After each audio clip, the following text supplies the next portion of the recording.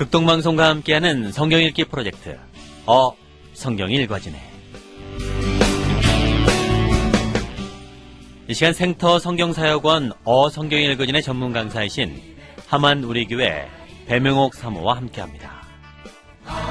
성경이 읽어지네 주님 나라 임하네. 안녕하세요.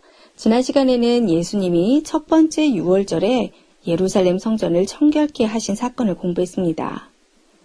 첫 번째 6월절의 성전 청결 사건으로 본격적인 공생의 사역이 시작되었는데요. 왜 성전을 청결케 하셨지요?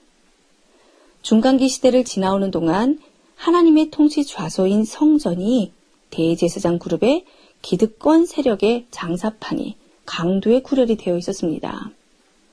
그들이 하나님 자리에서 왕노릇하고 있어 왔기 때문에 예수님이 공생애를 시작하시면서 제일 먼저 건드려야 한다고 생각하신 곳이 바로 예루살렘 성전이었어요. 그래서 성전을 청결케 하신 겁니다. 예루살렘에 도착하자마자 이 장사판을 뒤엎은 일은 당시 사회에 예수님 당신을 공적으로 표현하는 선언 방식이었어요. 감히 어느 누구도 이 대제사장 그룹에 도전하지 못했는데 나사렛 시골의 한 청년이 갑자기 나타나 이들을 대상으로 마주선 사건이 예루살렘 성전 청결 사건이었습니다.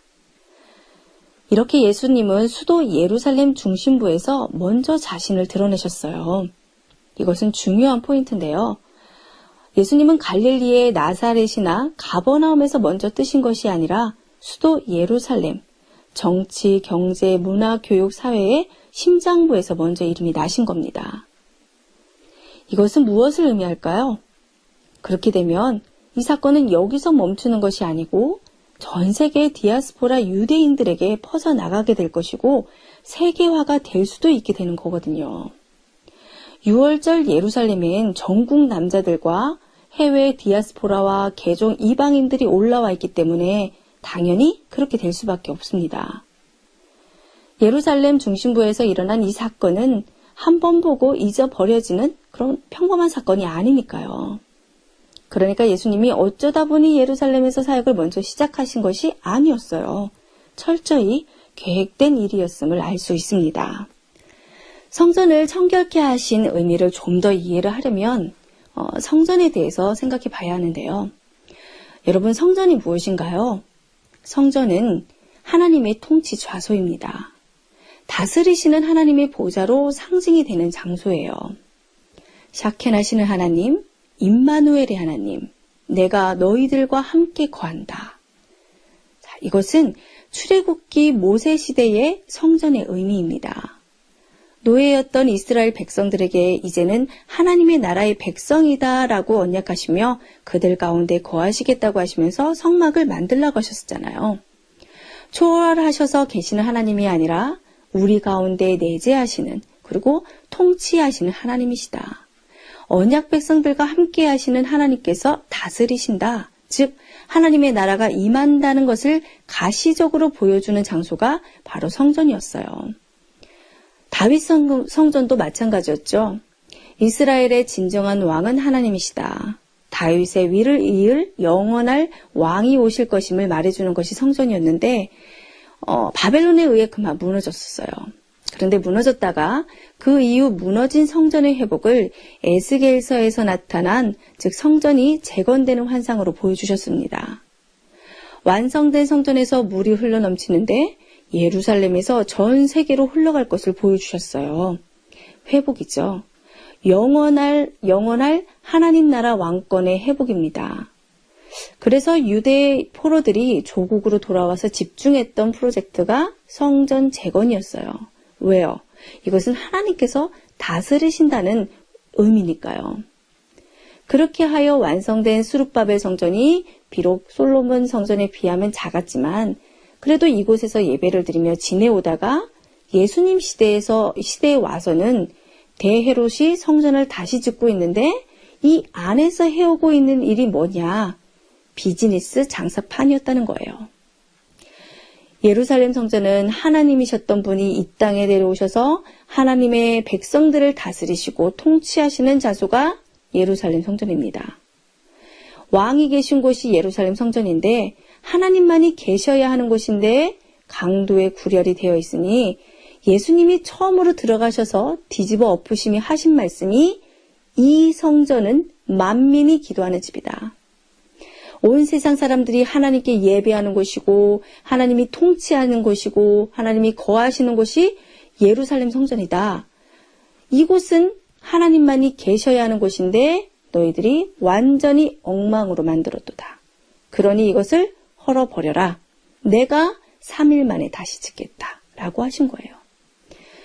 앞에서 설명드렸고 우리가 구약을 공부했기 때문에 하나님은 왕이시다. 하나님의 나라. 이 구약의 주제를 가시화한 것이 성전인 것을 잘 알고 있습니다. 그래서 예루살렘의 성전의 파괴는 유대 멸망을, 즉 심판을 의미하는 것이었고 예루살렘 성전의 재건은 곧 유대의 회복, 구원을 말하는 것이었어요. 에스겔서의 주제도 성전이었잖아요. 곧 심판과 회복이었습니다. 자, 그러니까 성전을 헐어라. 사흘 만에 다시 짓겠다. 자, 여기서 성전을 헐어라는 것은 심판을 의미하는 것임을 눈치채야 합니다.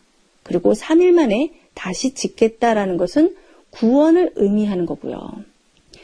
에스겔서를 잘 아는 사람은 예수님의 이 말씀을 단번에 알아차릴 수 있었을 거예요. 내가 3일 만에 다시 짓겠다. 그러나 못 알아듣죠. 이렇게 예수님이 대중들에게 처음으로 어필하는 사역을 이 성전 청결로 구상하신 이유를 알아야지 우리도 예수님의 사역 현장에 서 있을 수가 있습니다. 그렇지 않으면 이해는 못하면서 그냥 영화 스크린만 쳐다보는 격이 돼요. 사건들 속에 담긴 그 의미들을 이해하면서 가야 합니다. 자, 다시 정리하면 예수께서 왜 성전을 청결케 하셨나? 당시 유대 중심 세력이 앉아서 백성들을 다스리고 있던 유대 권력은 로마도 아니고 헤롯 가문도 아니고 대제사장 그룹도 아니라는 주장이세요. 사실은 예수가 왕이시다라는 겁니다. 너희들이 아니다. 내가 왕이다. 내가 하나님이다라는 사실을 천명하신 거예요.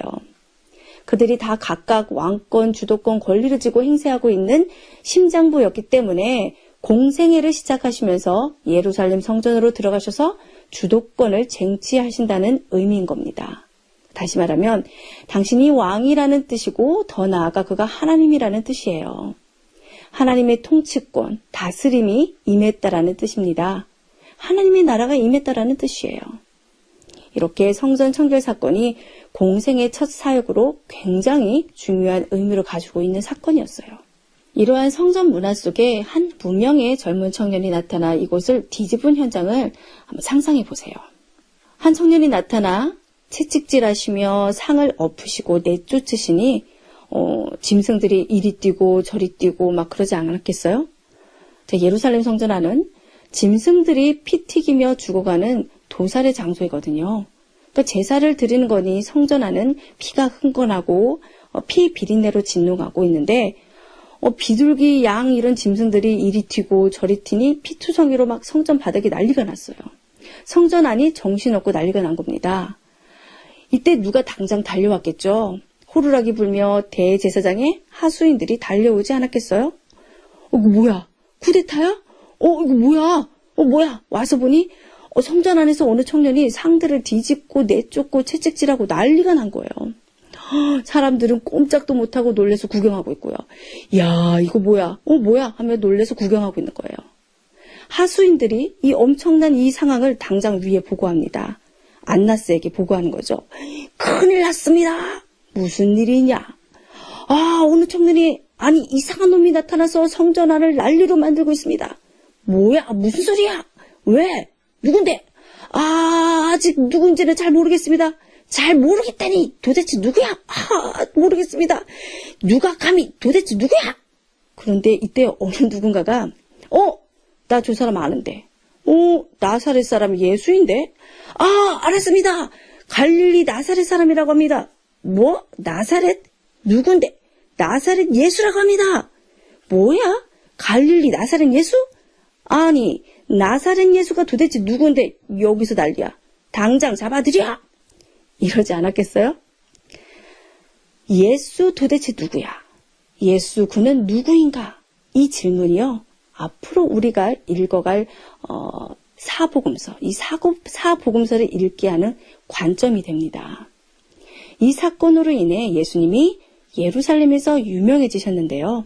자, 다음 시간에 더 자세하게 살펴보겠습니다.